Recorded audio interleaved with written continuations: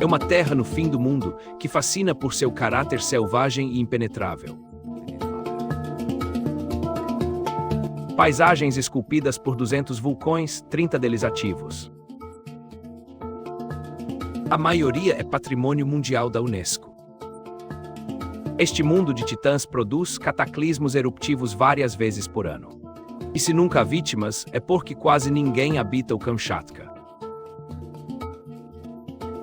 Sua densidade populacional de 1 habitante por quilômetro quadrado é desértica.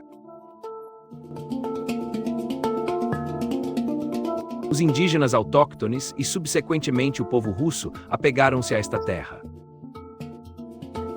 Aqui, os homens vivem em boa harmonia com a natureza. Até a dissolução da URSS no início dos anos 1990, esta região tinha acesso proibido mesmo para os russos e era conhecida como a Terra Secreta.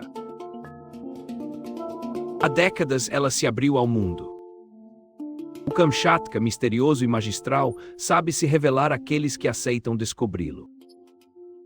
É um reino natural, único no mundo, uma terra secreta.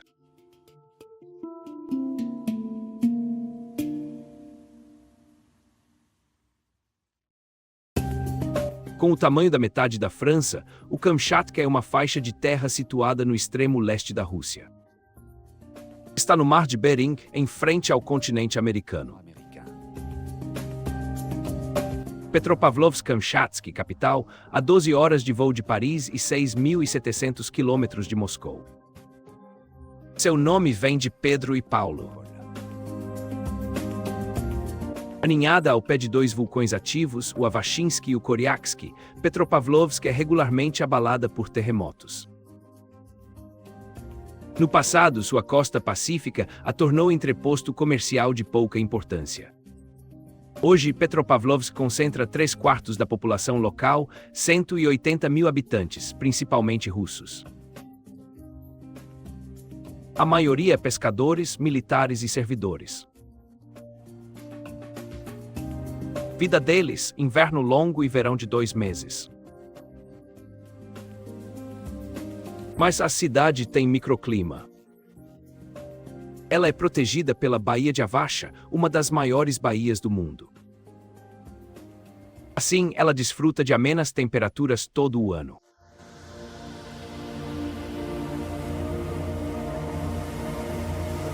Uma lenda narra que um dia um maremoto ameaçou a cidade. 3 irmãos particularmente robustos enfrentaram a força devastadora. Salvaram a cidade, mas viraram rochas para sempre.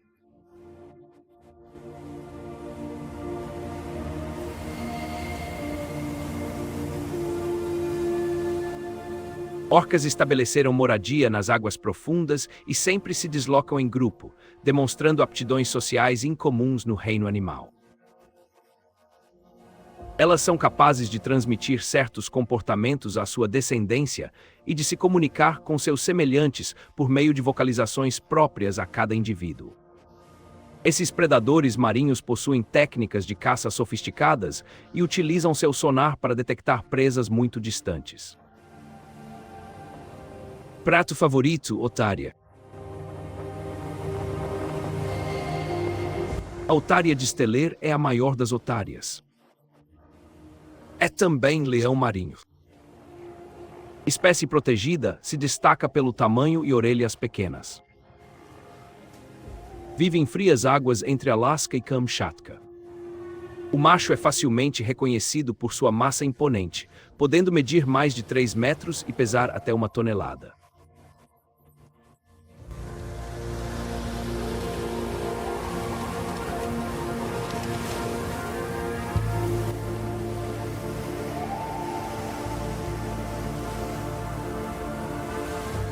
Velhas carcaças abandonadas lembram a glória do exército soviético. Metal enferrujado desintegra-se, logo se une aos navios no fundo do mar. Destroços alegram viajantes de passagem antes de sumir. A baía ainda abriga a principal base militar de submarinos russos do Pacífico. Mais adiante, estações de radar monitoram a zona estratégica.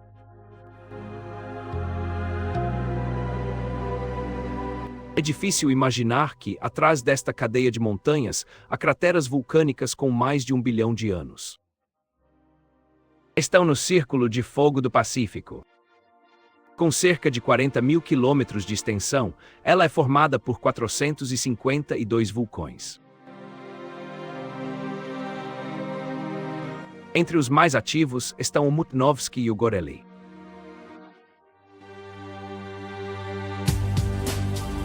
Aqui, a neve nunca derrete completamente, podendo haver até 1 metro de neve mesmo em pleno verão.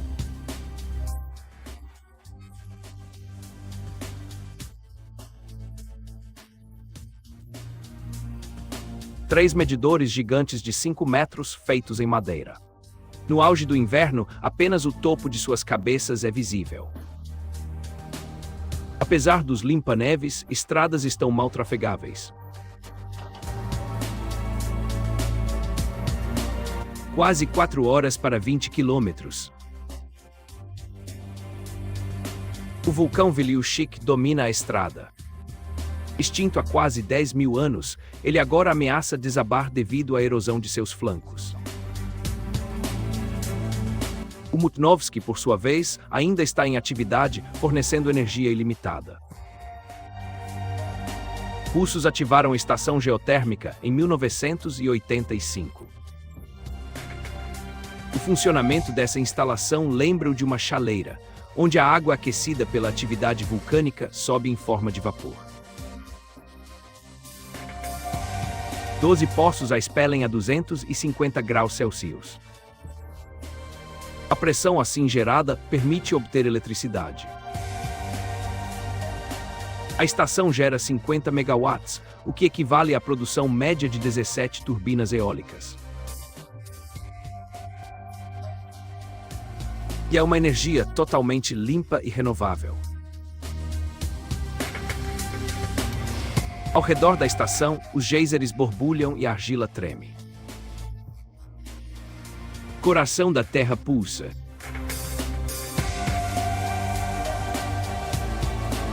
Este local oferece uma magnífica paleta de cores, mas o ar é por vezes irrespirável. O amarelo corresponde à mistura de enxofre e sal derretido, o ocre ao óxido de ferro e o marrom a organismos termófilos, que precisam de temperaturas elevadas para viver.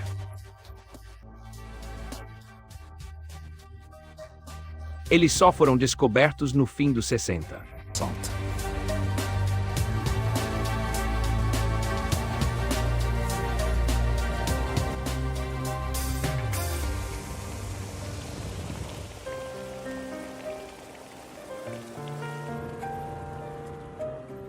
Por trás da fumaça, um monstro, o Gorely. Gorely é ardente em russo. Em fase eruptiva, o Gorely é particularmente perigoso, projetando na atmosfera toneladas de cinzas e vapor ácido.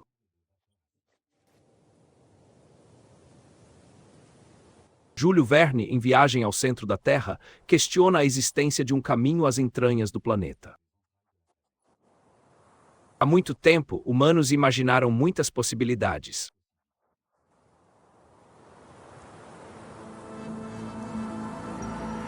Vulcões moldam a imaginação, assim como o caráter.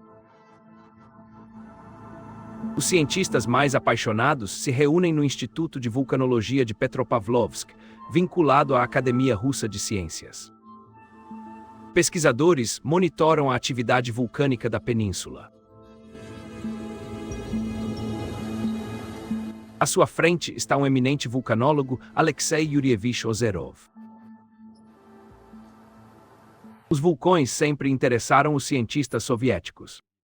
Certo dia, 2 deles organizaram uma expedição científica ao Kamchatka e ficaram impressionados com os numerosos vulcões, começando a explorar a região.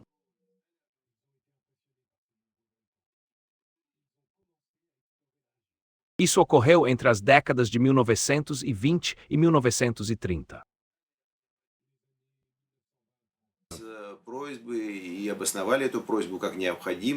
Eles solicitaram e o governo concedeu um observatório no Kamchatka.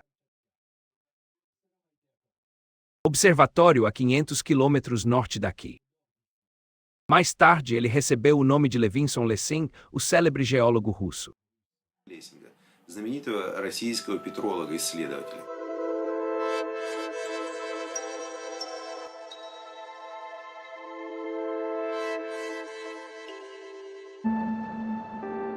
Aqui registramos várias erupções por ano, com pelo menos 3 a 7 delas anualmente.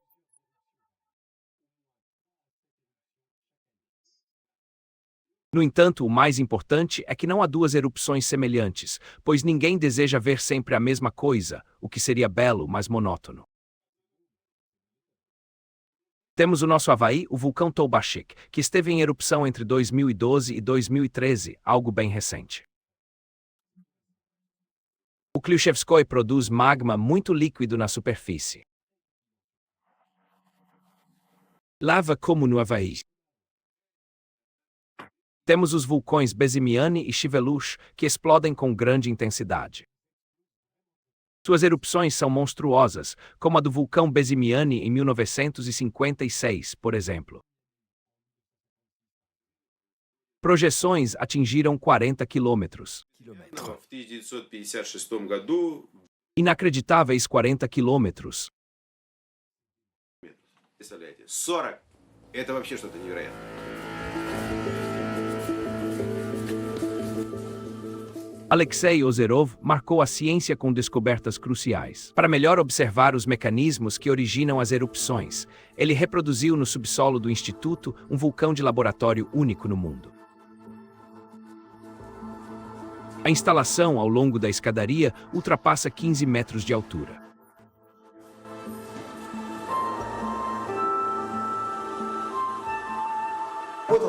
Essa cuba é feita de aço inoxidável, uma exigência para evitar explosões, e sua capacidade é de 350 litros.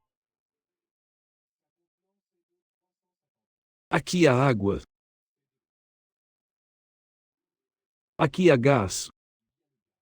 Este é um foco magmático de laboratório. Um vulcão possui um foco, que é uma zona de armazenamento de magma, além de condutos e uma cratera. Isso é tudo o que constitui um vulcão. A mais impressionante das consequências vulcânicas de Kamchatka é certamente a corrente de lava do Toubashik. Ela tem quase 20 quilômetros. A atividade vulcânica permanente geralmente afasta habitações dos flancos. Mas às vezes não há uma distância suficiente.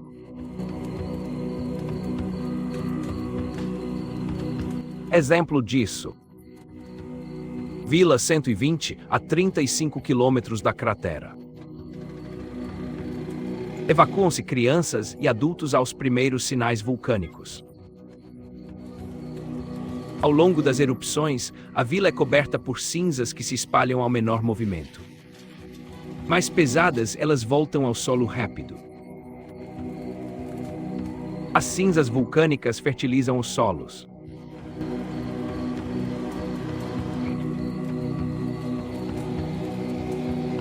Essa é uma das razões que levam a população a viver tão perto do perigo.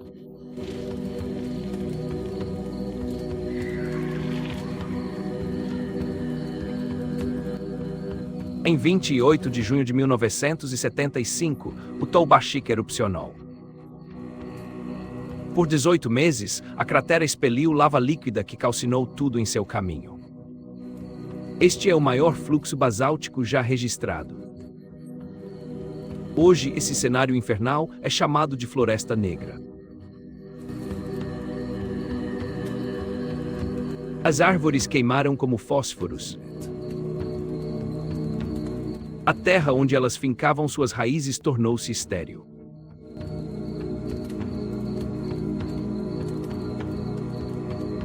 Por quase 5 décadas, a floresta de abetos, sob a constante ameaça de novas erupções, tem dificuldade em se regenerar.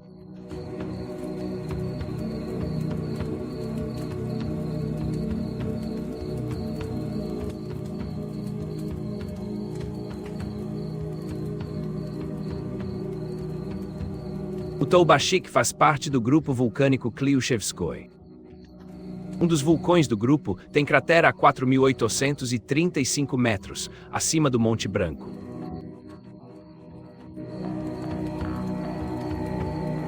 O Toubashik é o vulcão mais ativo de Kamchatka. Fluxos de lava escapam regularmente de crateras e fissuras.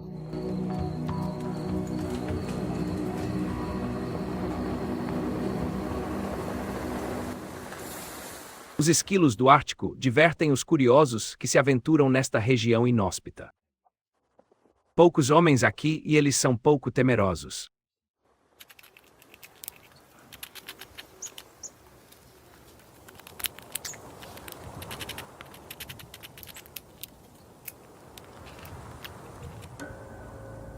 Há algumas décadas, cientistas soviéticos testavam seus robôs lunares nestas paisagens.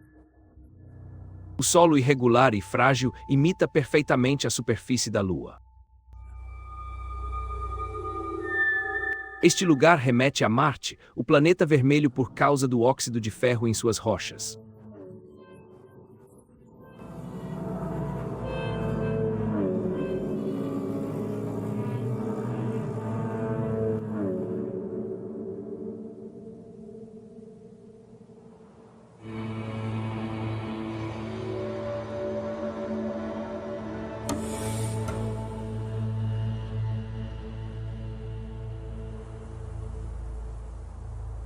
Os poucos que aqui se aventuram são cientistas.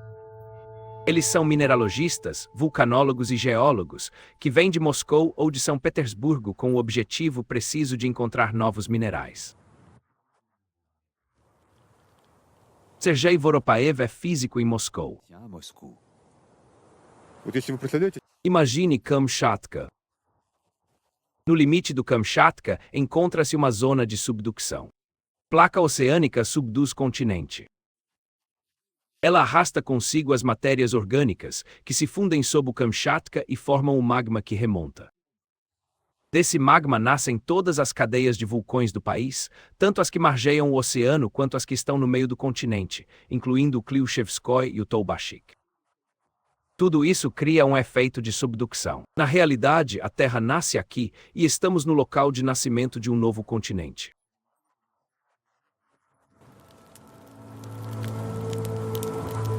A vida dos cientistas russos é espartana.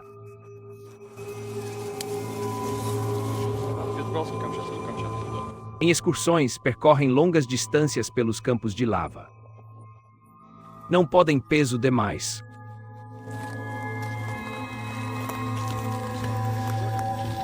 Vapores escaldantes ainda escapam das profundezas. Na superfície, a lava resfriada é tão frágil quanto o vidro. Eles avançam com muita precaução, pois se a lava rachar, correm o risco de se cortar gravemente ou cair em um túnel de lava mergulhado na escuridão.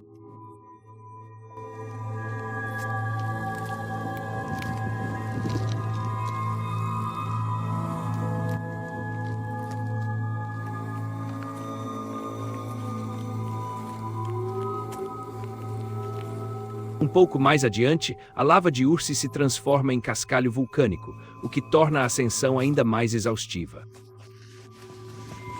A temperatura sobe. A equipe finalmente chega ao topo.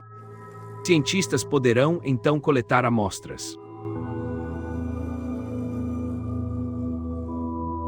Em novembro de 2012, a atividade do Toubashik surpreende vulcanólogos do mundo inteiro.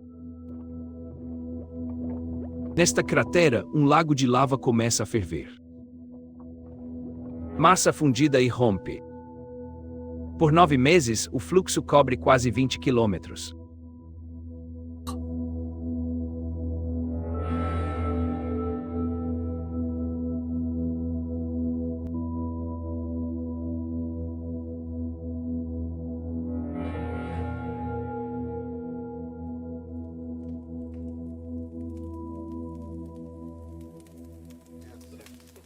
Uma última noite no acampamento e será hora de a equipe de Sergei voltar.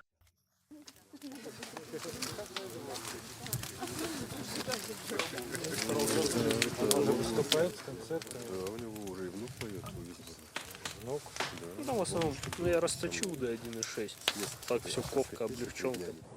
Todos os que estudam vulcões afirmam que trabalhar aqui é uma fonte de entusiasmo e curiosidade. No entanto, o mundo vulcânico é sombrio e austero, e após alguns dias, todos anseiam por rios e pela natureza exuberante.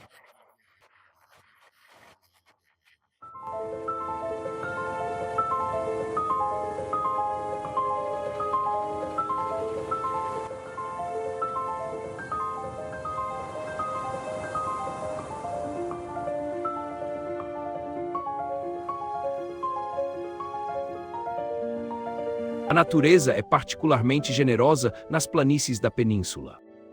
O rio Kamchatka nasce da neve, atravessa a península e deságua no Pacífico. Sua extensão é parecida com a do rio Sena.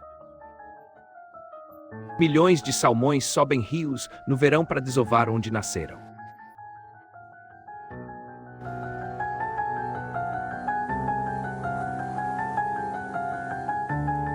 Com o degelo, o rio transborda.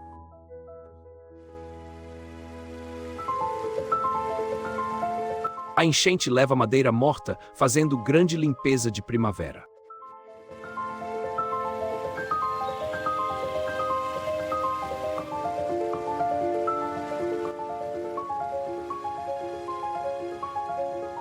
Barracas como esta, que acolhem os pescadores durante a temporada, espalham-se pelo rio em distâncias bem definidas.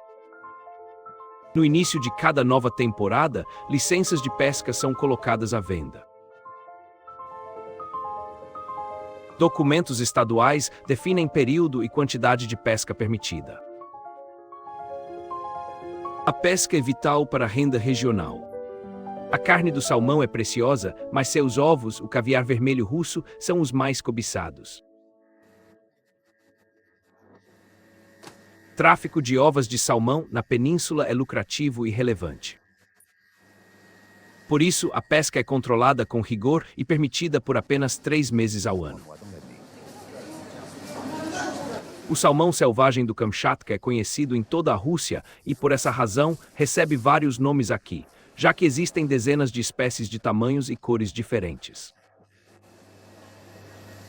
O mais procurado é o salmão Chinook, apelidado de salmão real por suas dimensões extraordinárias. Ele pode medir mais de 1,5 metros e pesar quase 60 quilos. Cada espécie tem um nome, como Chinook nerka kokani, mas existem muitas outras. Ovos e carne marmorizada de salmão real são servidos nos maiores restaurantes do mundo.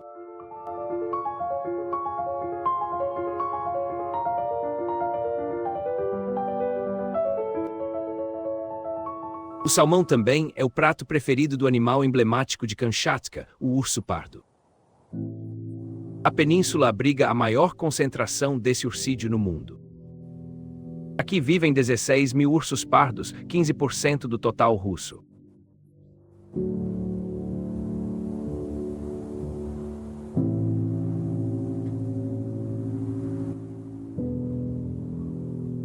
Em alguns lugares, a natureza ainda permanece intacta. O Vale de Uzon e o Lago Kuril integram a reserva de Kronotsky, Patrimônio Mundial da Unesco desde 1984. 4. Suas fontes termais e seu clima rigoroso lhe renderam o nome de Terra do Fogo e do Gelo. Aqui, a taiga desaparece e a tundra capitula para dar lugar a um mundo mineral.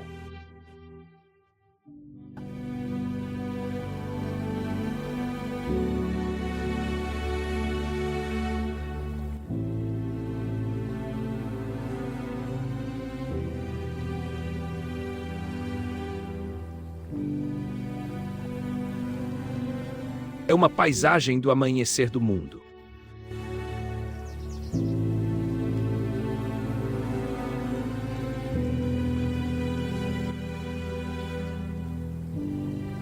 O urso é o mestre incontestável dessas reservas naturais.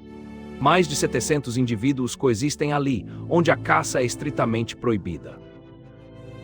Ao contrário do restante da península, onde ela é permitida por 4 meses, de agosto a dezembro. licenças anuais para abater 500 ursos. Infelizmente, esse número dobra com a caça ilegal. Os ursos não temem no Vale de Ouzon.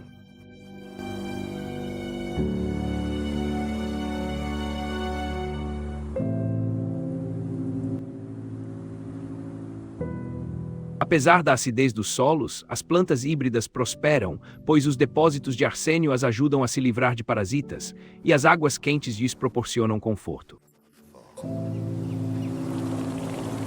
Ursos às vezes vêm de longe, o local parece conhecido pela espécie. Em Kamchatka, homens e ursos coexistem.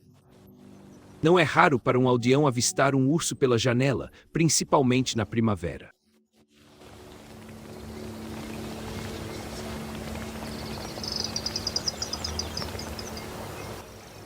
Em terras vulcânicas nevadas e rios gelados, os primeiros homens precisaram superar as grandes distâncias, alongadas pelo frio e vento, para se deslocar. Eles então recorreram ao seu melhor amigo, o cão, e o trenó se tornou um meio de transporte indispensável. Margarita Bolshowakova é enfermeira, cuida de uma criação de cães e defende o uso de trenós antigos de madeira.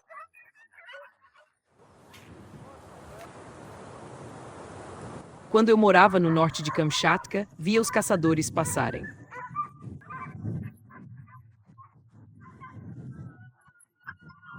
Isso me lembrava meus antepassados, meu pai, meu avô e meu bisavô. Todos se deslocavam entre si, então decidi me dedicar a essa prática e adorei. Só depois entendi o risco de perder esse saber para sempre. O trenó é uma obra de arte tradicional que devemos preservar. Hoje, jovens preferem trenós de plástico.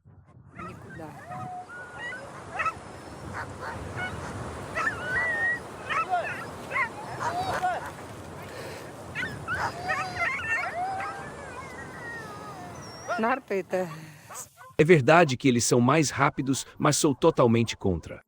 Preços altos fazem jovens caçadores abandonar trenós de madeira. Além disso, o trenó moderno não é tão prático. No ano passado, um caçador teve 3 cães doentes ao mesmo tempo em seu percurso. Я против категорически, потому что ради вот этих Pela tradição, ele os levaria de trenó ao controle para mostrar aos veterinários.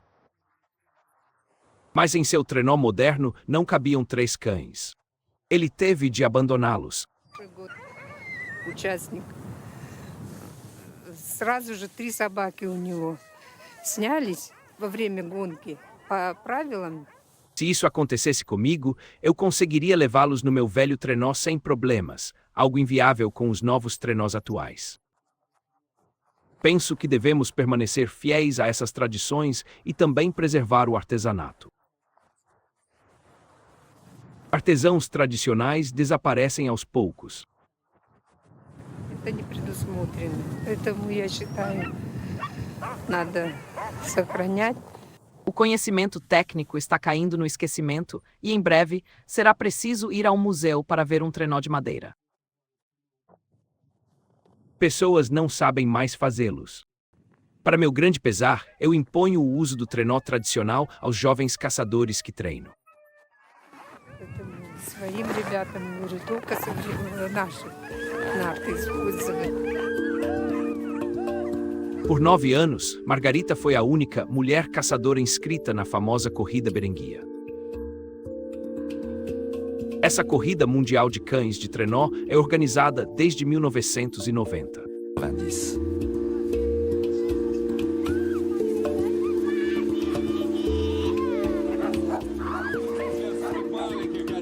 Caçadores são de todas as origens. A corrida promete ser muito difícil este ano. Водные условия, метеоусловия. Primeiro, as condições do tempo. Hoje bom tempo, mas amanhã prevista nevasca. Neste inverno nevou muito, mas em algumas regiões não fez frio o suficiente. Disseram rios em vilarejos não mais congelados. Alguns pontos são intransponíveis para trenós. Apesar de o circuito prever longas passagens na tundra, tempestades de neve são certas. Acho que não será fácil. Enfrentar tempestade e seguir 100 km é desafio.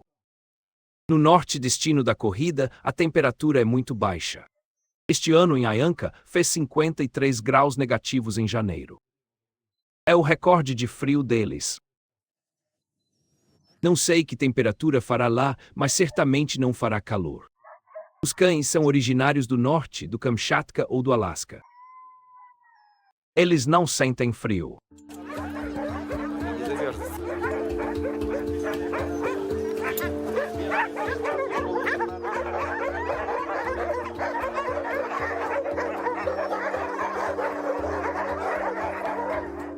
Kamchatka, cães com olhos diferentes são mais usados. Mistura de husky com raça local descendente de lobo.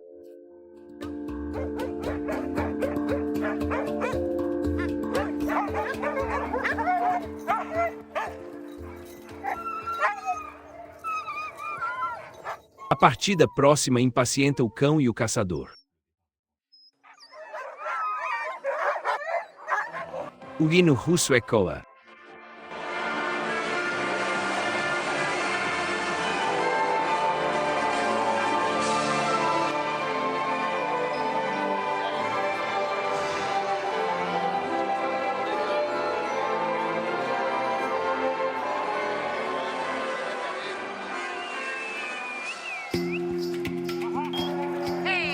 A corrida é iniciada e vai durar mais de 2 meses.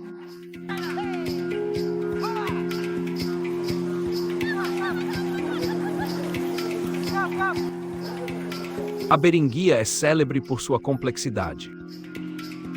Percurso de mais de 2.000 quilômetros entre vulcões e vilarejos do norte da península.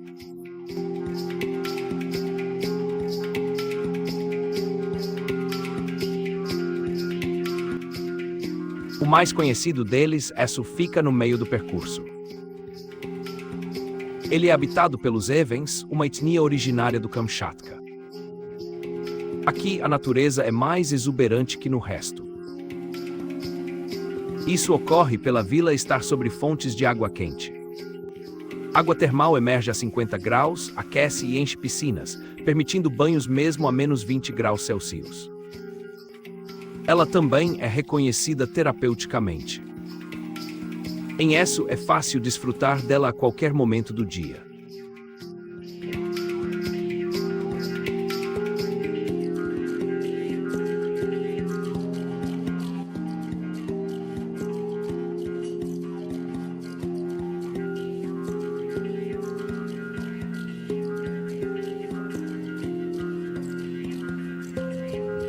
A água termal e os esportes de inverno tornaram este vilarejo famoso, assim como os produtos da caça, que são muito acessíveis na região.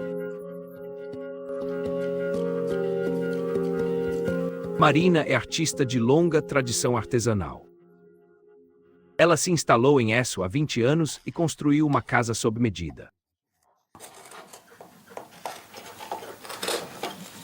Уже теперь в Эссо построила вот этот дом. Em Esso, construí esta moradia para me permitir trabalhar no local e ter temas de inspiração, matéria-prima e esse estado de espírito tão particular para criar. Определенное, чтобы что-то творить. Aqui, temos a possibilidade de comprar materiais diretamente dos caçadores, como os provenientes do urso, os ossos, por exemplo, mas também os dentes que eu esculpo e as garras que transformo em lembranças. И когти медвежьи, с которых все это сувениры мы делаем. Há também os chifres de rena que podemos recuperar após o abate. Mais gente na vila faz isso. Na cidade seria, claro, mais complicado. Seria preciso encontrar um intermediário para fazer os pedidos e ele iria aos vilarejos. Seria, claro, mais caro. Trabalhar aqui é muito mais simples. С побережья. Вот все это дорого. Здесь гораздо проще можно.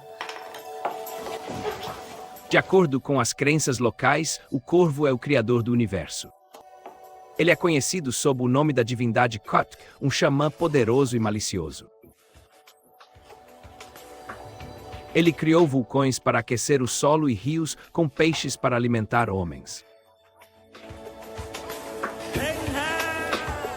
Lendas ocultam saber ancestral. A imensidão da cultura dos povos do norte ainda nos escapa hoje.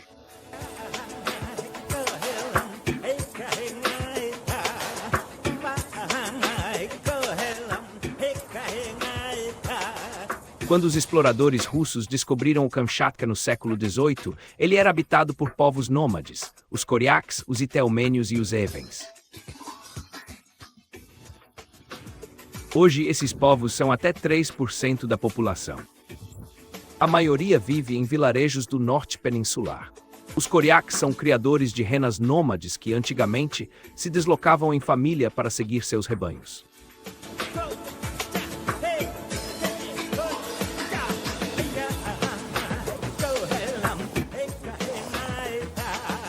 Na época da URSS, eles foram sedentarizados e reagrupados em kolkhozes.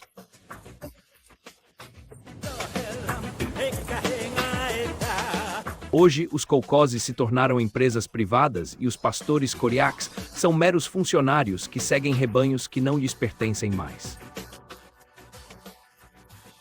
No inverno, eles ficam em planaltos desérticos isolados.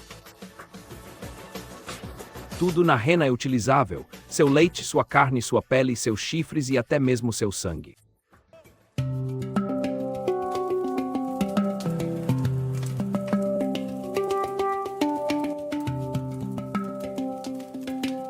Valery é o mais jovem da equipe, contratado em setembro para a temporada.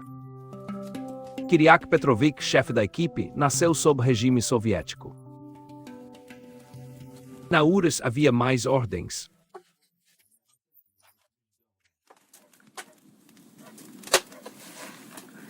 No final de cada mês havia um salário.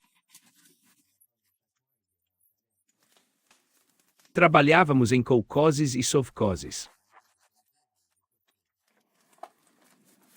Mas então reconstruímos tudo.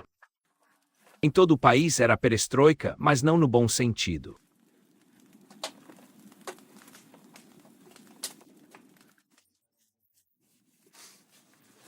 Não sei o plano deles.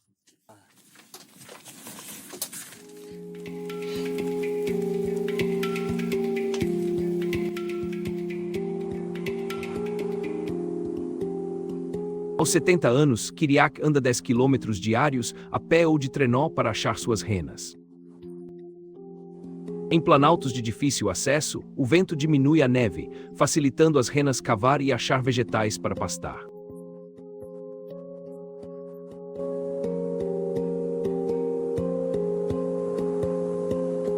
A rena também reveste uma dimensão mística, e a regeneração de seus chifres simboliza o renascimento e alimenta fantasias.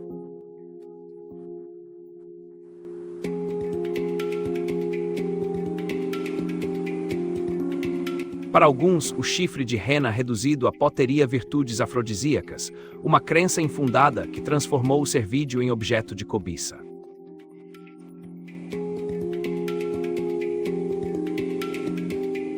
Kyriak sabe que deve proteger seu rebanho do lobo, mas também do homem. Para essas etnias, manter cultura e tradições é mais difícil que proteger rebanhos.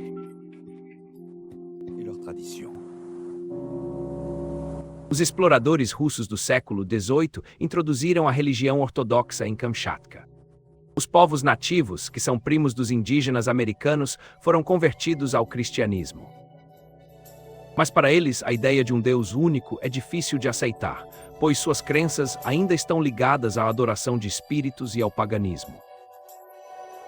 Segundo eles, a música vem da natureza. Ela protege os homens dos espíritos, mas também permite a comunicação com eles. O grupo de dança tradicional Korytev foi criado por iniciativa desses jovens, e todos vêm de etnias diferentes. Aos 20 anos, seu maior desejo é que os costumes ancestrais renasçam.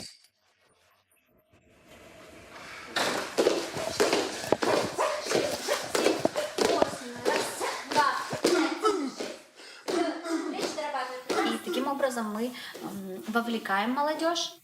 A Aprendemos nossa cultura, nossas próprias tradições e rituais. Dessa maneira, mostramos às pessoas o quão bela e única é a cultura de cada povo. 5, 6 и 7, 8 и 1, 2, 3 налево, 4 налево, Надя, 5. Дело в том, что это разные очень народы. Povos diferentes por não terem a mesma língua e rotina. Os Itelmens são sedentários. Foram os primeiros a se estabelecer em Kamchatka. Eles são um tanto selvagens e suas danças refletem essa característica. Seus movimentos se inspiram muito nos dos animais. Mas é o amor que mais importa para eles. Самым большим грехом, а любовь была вот прям... 2, вот как раз подходит. 5, 6, 7. 8, 7, 1, 2, 3, 4.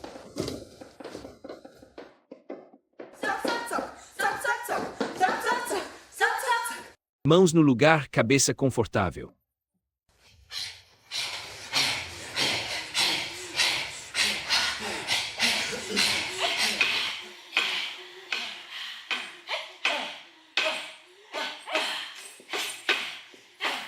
Eu sou Coriaque. Somos menos extrovertidos. Nosso povo é mais tímido, com belas canções e movimentos mais suaves.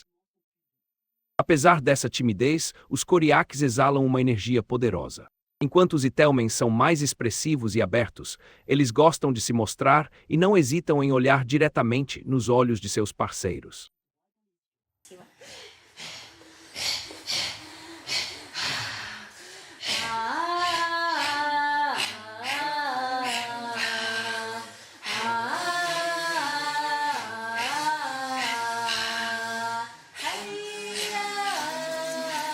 A energia dos Coriaques e seu ritmo atraem a atenção. Os poderes públicos se interessam porque a cultura étnica cria impacto.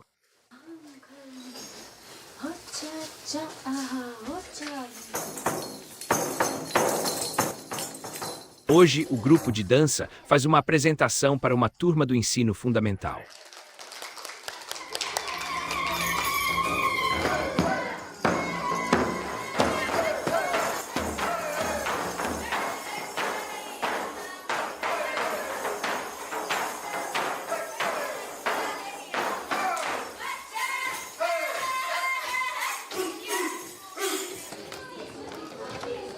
A miscigenação étnica é frequente na maioria das regiões da Rússia. É herança soviética. Contudo, nem sempre é fácil para crianças de etnias minoritárias assumir sua identidade. Jovens revisitam danças tradicionais e isso entusiasma as crianças. O toque étnico está na moda.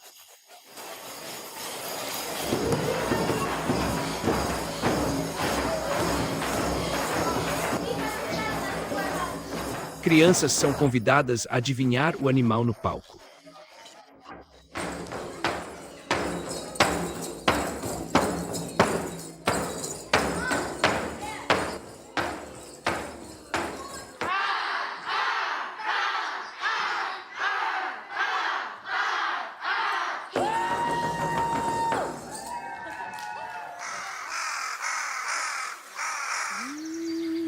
O interesse ressurgiu em Kamchatka pela cultura tradicional.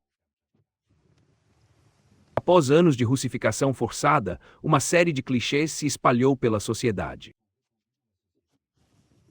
Crianças coriaques escolarizadas aprendiam russo e seguiam o programa simultaneamente.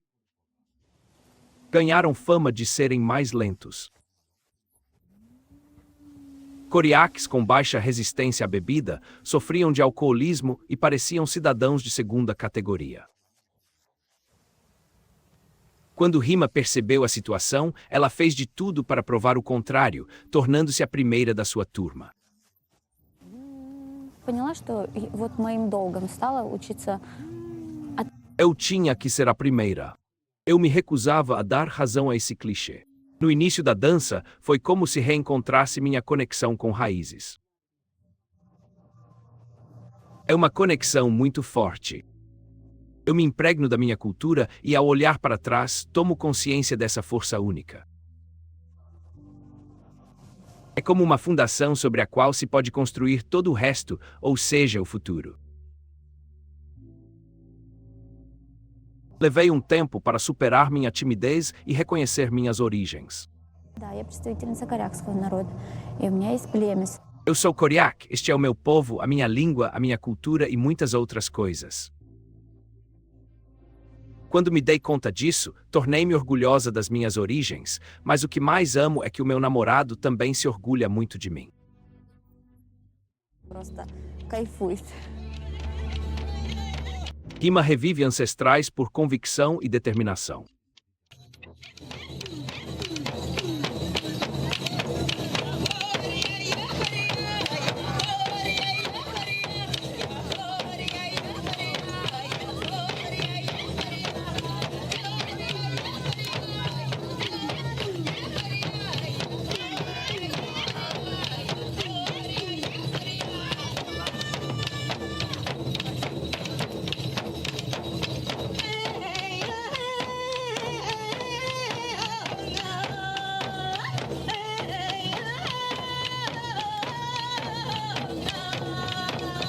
Para as comunidades do Kamchatka, esta ressurreição é simbolizada pela primavera. Moradores festejam o fim do inverno no solstício de verão. É uma festa pagã que celebra a luz e a nova vida. A alegria domina a celebração da primavera. Todos celebram o despertar da natureza e o calor do verão de volta.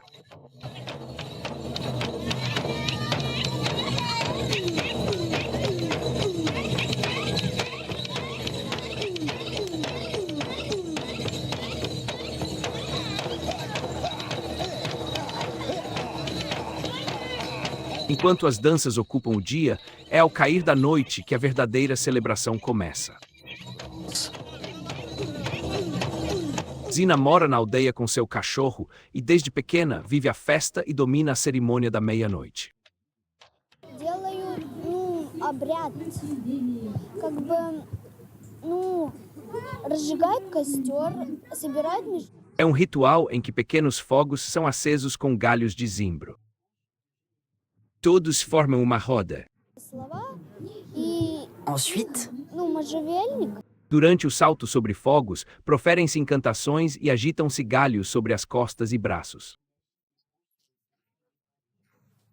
Eles fazem então os seus desejos, pedem mais amor, por exemplo, mas não carros de luxo nem dinheiro, é assim que funciona.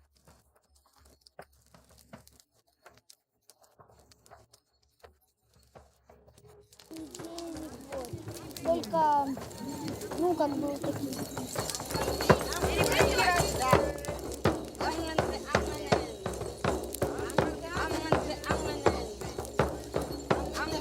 À meia-noite, os participantes saltam por cima dos dois fogos.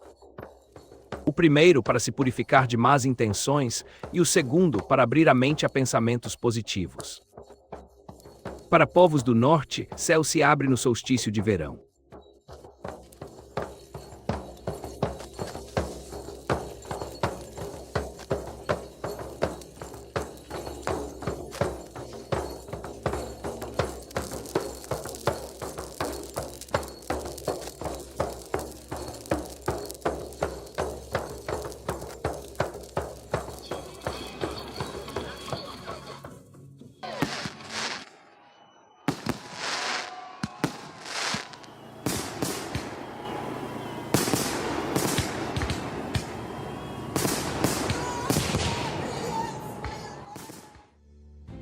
Esta terra oriental pulsa com vulcões.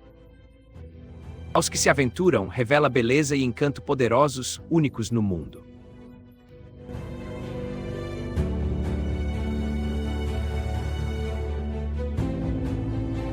Rios e riachos tornam-se espelhos de uma luz frágil.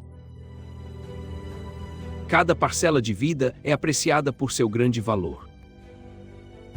Correntes de água viram lava em perpétuo combate entre forças subterrâneas e da superfície. É um ciclo constante de renascimento, prova de que as profundezas da terra nutrem a vida.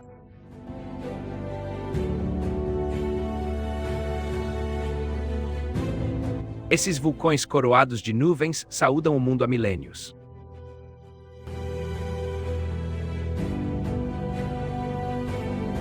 Todas essas paisagens conferem um aspecto tão peculiar a esta terra que os primeiros exploradores russos a nomearam Kamchatka.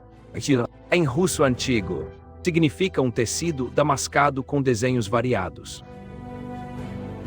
O Kamchatka é um tecido precioso nos confins do Oriente.